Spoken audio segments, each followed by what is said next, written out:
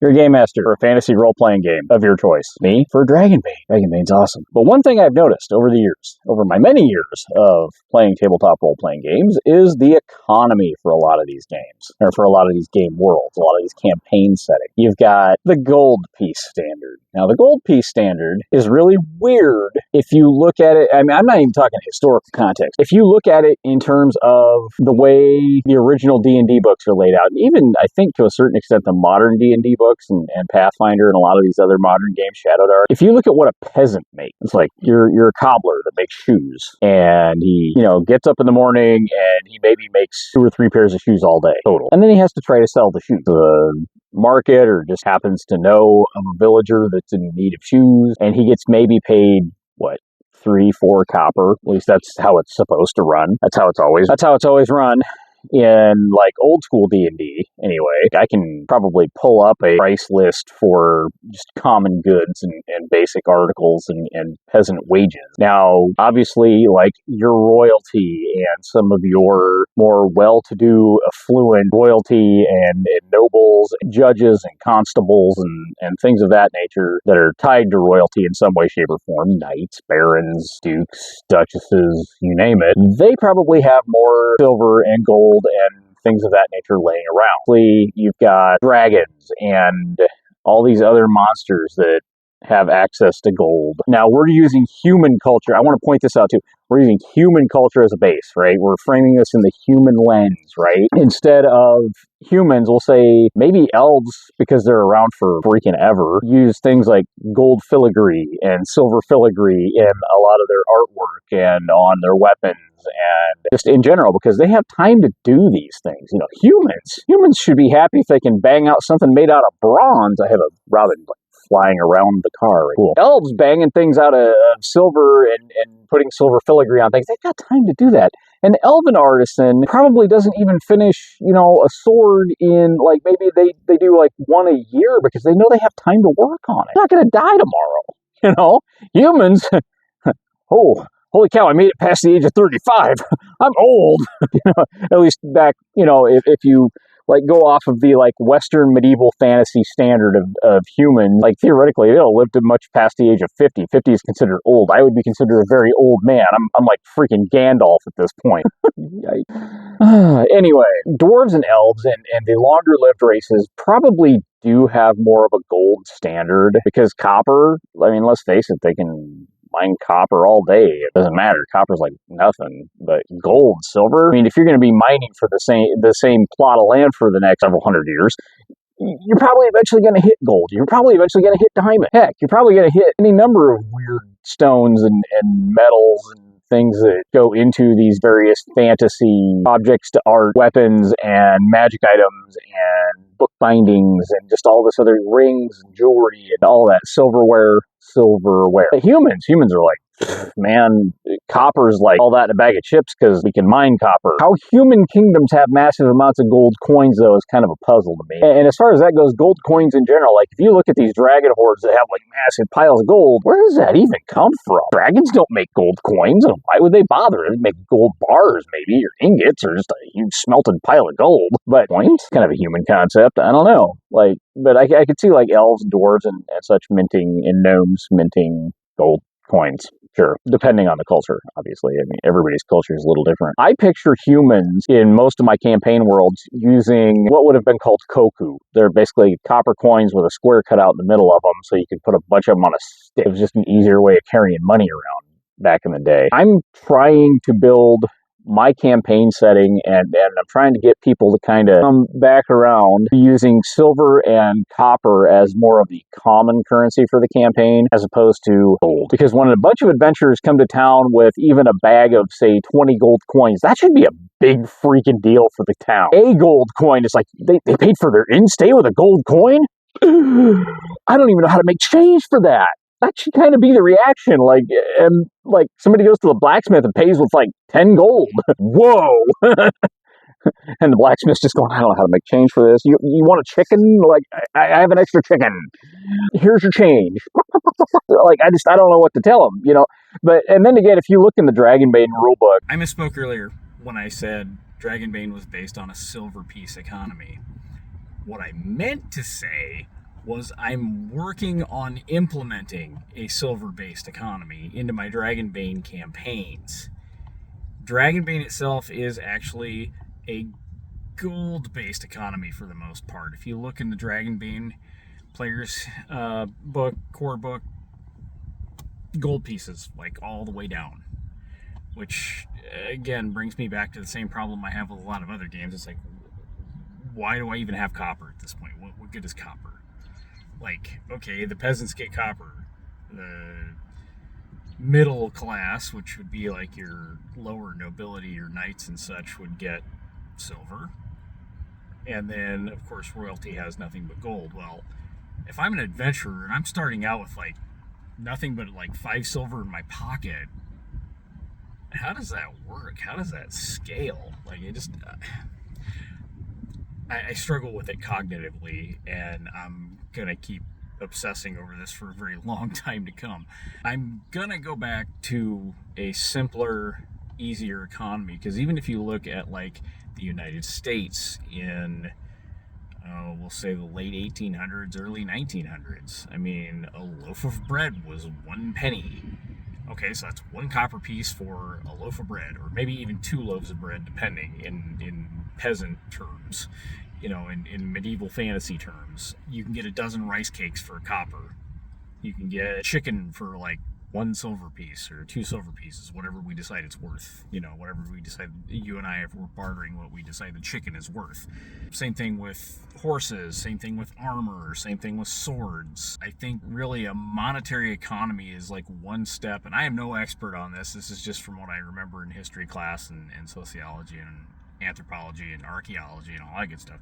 A currency-based economy, or even a fiat currency-based economy, is the next evolution of barter economy. So in other words, I'll trade you 3 chickens for 1 pig. I'll trade you this finely woven basket full of eggs for 1 pig, or just whatever we decide it's worth, whatever the negotiation ends up being. And I want to get my fantasy world economy down in my game, at least. My game.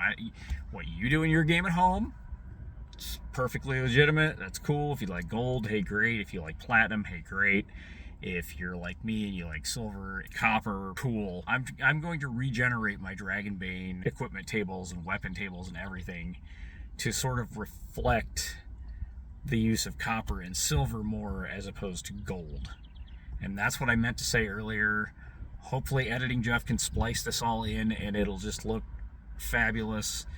If not, best of luck to Editing Jeff, and I guess we'll try something else next time. Anyway, back to the video. That's kind of how I want to run my campaigns, is the silver dollar standard, which is kind of more relatable, I think, to a lot of people in this day and age. Now, I realize, like, again, fantasy worlds, especially newer D&D campaign settings, are going to have gold and silver being more common just because everything lasts longer, humans last longer because they have better medical facilities, better hygiene, better everything available to them. Dragonbane, I don't want to say it's like, I don't want to run it grimdark, but I want to kind of bring the tech level and the just overall level of goods and services back down to kind of that medieval standard, even if it's like an Eastern medieval standard, to where like gold and silver are precious again. That way, when a adventuring party like stumbles upon a small chest, it's full of a handful of gold coins, a pile of silver, and a pile of copper, an even bigger pile of copper. The adventurers aren't like, yeah, we'll just throw copper pieces down the hall, whatever. And silver pieces are like, okay, whatever. And then, like, your gold pieces are, okay, yay, gold. Oh, it's only 5 gold. Oh, man, I want adventurers to be like, holy crap, we found 5 gold coins and a bunch of silver. Dude. I don't want them just to blow off the copper and the silver portion of the thing. Same thing with like objects to art and paintings and just non-magical jewelry. Like, I want that stuff to be valuable again. I want gemstones. I want gemstones especially to be valuable again because they can get used for magic items. And So ruby, sapphires, copper, labradorite, which I realize is a crystal, not a gem, but lapis lazuli. I'm sure I'm forgetting a bunch of them. But gemstones, like, I want those to be something that, like, enchanters look at and go, cool, I can do something with this.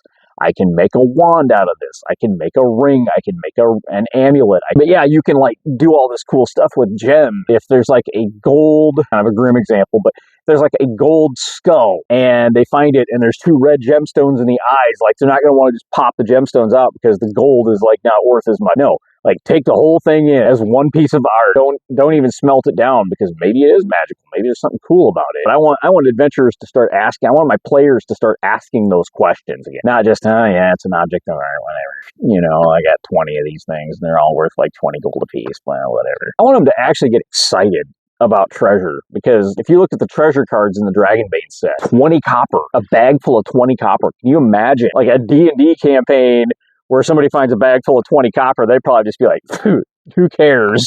That's like we're 2 silver. It's not even a full gold piece. Who cares? I still go off of the 110, 100 standard. 10 copper get you 1 silver, and 10 silver get you 1 gold. So 100 copper get you 1 gold. That's the system I'm trying to use because there's no platinum, no electrum, none of that silliness in Dragonbane. And again, I want to bring that treasure level down to where, like, treasure means something.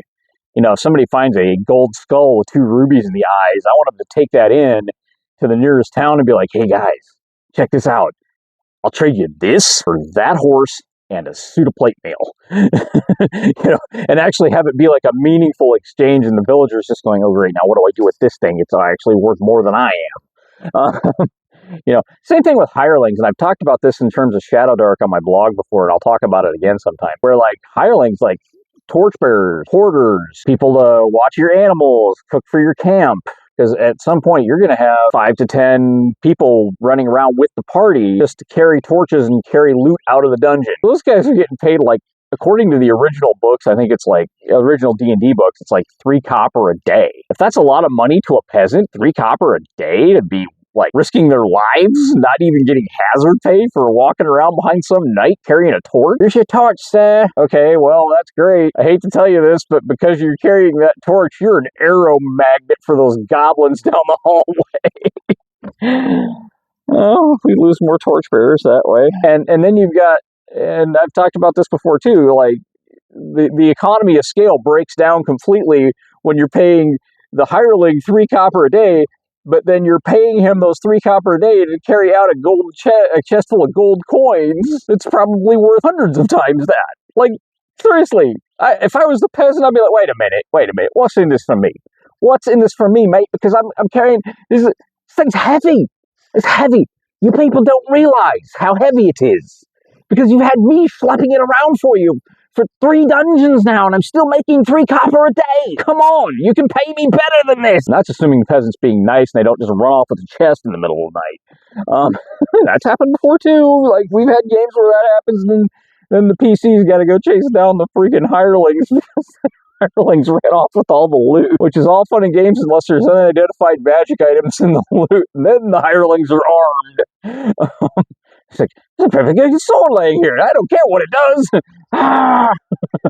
But more GMs should adopt the silver standard as opposed to the gold standard, or maybe even a copper and silver standard like I'm trying to do with my game world. I'll let you know, continue to experiment with this on down the road and let you know how it goes. The idea would just be to try to tone those numbers back down to where it's not crazy after 1 dungeon. In Shadow Dark, if you go find a chest full of loot, come back to town and gamble it all away, okay, sure, then the gambling den and whoever you're gambling with might walk away with actual gold. And again, that should be a big deal. The cut purses and bandits and cutthroats of the world should be waiting to rob your PCs if they think those guys are packing gold. Because if gold's super valuable again, I hate to say this, but now you have all those ills and sins that come with money, just like in the real world, just like in real medieval times, where some ruffians might be more than happy to stab a nobleman, even a minor noble, if they think there's gold in the coin purse. A thought. If you've made it this far in the video, thank you for coming to the first World Building Wednesday, where we talk about world building. Go figure. Thank you for being here. I appreciate you. and I'll see you in the next video.